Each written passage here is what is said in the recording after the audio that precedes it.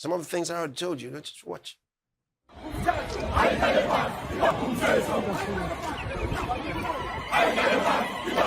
When a society begins to fracture, it rarely starts with hatred. It starts with anxiety. When economies stagnate, when promises fail, and when the future grows uncertain, human nature seeks a focal point for its frustration. So we vent our anger, our dissatisfaction on our perceived enemies. These people, they work for 80 rand a day, 90 rand a day. It's fine for them because when you go to his country, it's a lot of money. But for us, it's too small. So we are no longer getting jobs anymore because of the salary we're looking for. You understand? These people, they are accepting small money. They feared for their lives, they wouldn't be here. Remember, they left their countries because they feared for their lives, didn't they? Now, if they fear for their lives, what's stopping them from going to the next country? Why are they still fighting to be in South Africa? If you fear for your life and you're an immigrant, this is the best time to go back home. Look at it. It's a pattern. It happens not just only in South Africa, even in the United States and even in other countries, where chaos always erupts when it's election time. Where are you from? Where? Yes. Huh? Yes. Yes. So what are you doing here? Because we've been calling for you guys to leave the country. Why are you still here? I was not to school for children. No, my brother. No. Please, respect what we are saying and don't try and oppose what we are doing. Don't listen to the government, don't listen to the police, don't listen to anyone. Just listen to us. We are saying this peacefully. Please go to your country. 30 June is the deadline. Or else what?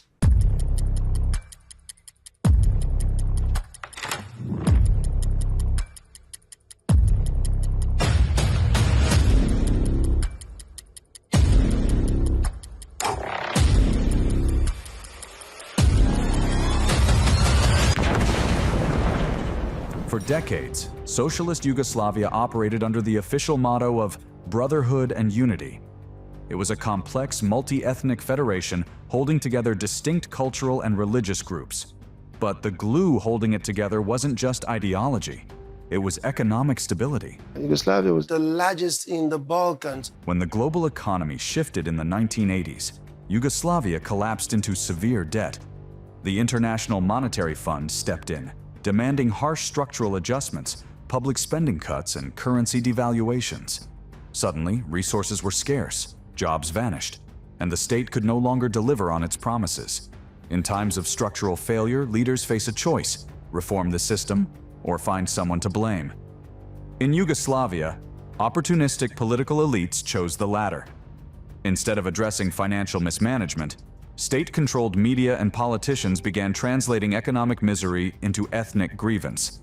The playbook was deployed with clinical precision. In Serbia, media narratives framed other republics as economic parasites draining Serbian wealth. In Croatia and Slovenia, the narrative reversed, painting the federal center as a backward, oppressive force stifling their European identity.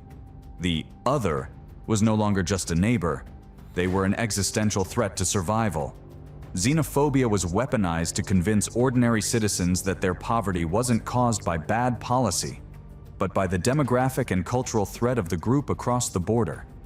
The weaponization of internal xenophobia tore Yugoslavia apart, resulting in the deadliest conflict on European soil since World War II. Over 100,000 lives lost and millions displaced. These are Satan's ways of distracting people,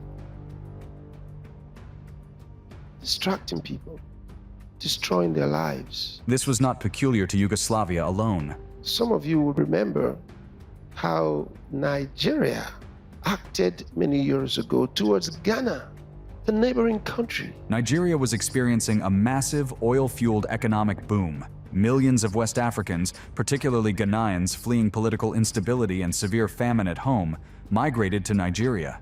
Ghanaian nationals became deeply embedded in the Nigerian workforce, notably filling critical gaps as teachers and skilled laborers. By 1982, global oil prices crashed, plunging Nigeria into a harsh recession marked by inflation and unemployment. In January 1983, President Shehu Shagari issued an executive order giving all undocumented immigrants 2 weeks to leave the country or face arrest. They came to the same very conclusion that the reason they're not getting jobs, that their young people are not getting jobs, was because of the Ghanaians.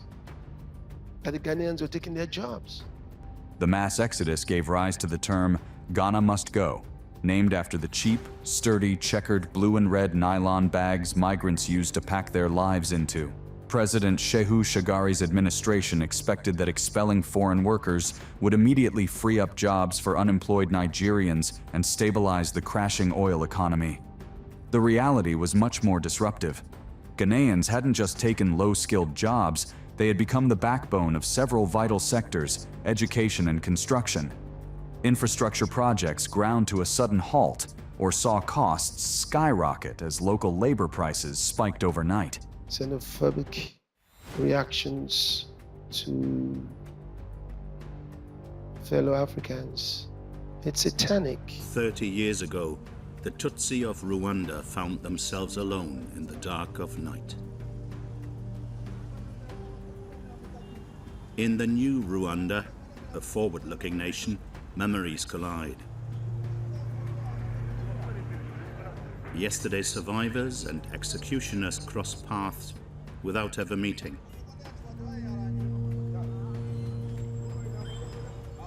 The aftermath of genocide is an enormous void.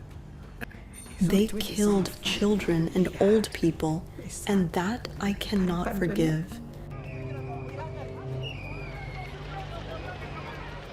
The people who organized the genocide were not just ordinary citizens. They are great intellectuals, meticulously prepared by Hitler's lessons.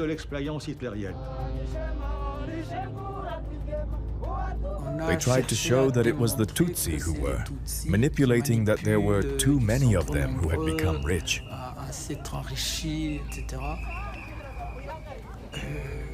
That's how it started.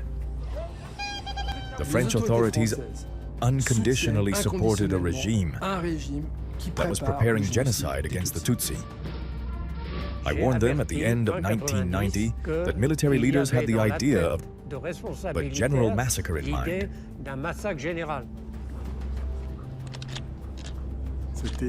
It was the final radical solution.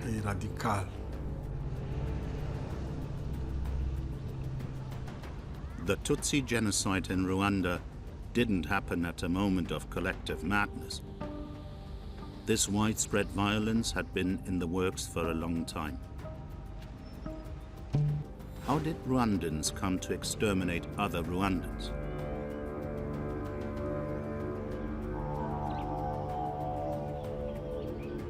In this small African country, the poison of a genocidal ideology was rooted in European racism and in the country's colonizer, Belgium. They're doing those things because Satan inspires them to do them. Decades after the fall of apartheid, South Africa faces staggering structural crises. An overall unemployment rate hovering over 32%, youth unemployment suffocating nearly 61% of the young population, and a severe backlog in public housing, healthcare, and basic service delivery. South Africa faces a serious and persistent unemployment crisis. Even under the strictest definition, these numbers continue to climb each year. There was an increase of 237,000 in the number of unemployed persons from 8 million to 8.2 million from the last quarter of 2024. In the first quarter of 2025, the NEET, or not in employment, education or training, rate for young people aged 15 to 24 stood at 37.1%. It is clear from the above mentioned that the persistent unemployment crisis in South Africa is a direct consequence of a fundamentally flawed political system. The experience of South Africa serves as a critical lesson, demonstrating that ideologies focused on destruction rather than building cannot lead to sustainable growth and prosperity. At the center of black-on-black hatred is a state-sponsored and capital-sponsored hatred to distract you from giving you economic opportunities, to make you blame wrong people for your misfortunes. There's no Zimbabwe that took a land from you.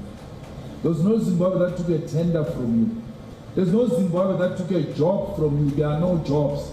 The jobs Zimbabweans are doing, you don't want to do them. You are so educated enough to can do those slave jobs. That's why, not that you are lazy. You are not lazy, you know your work.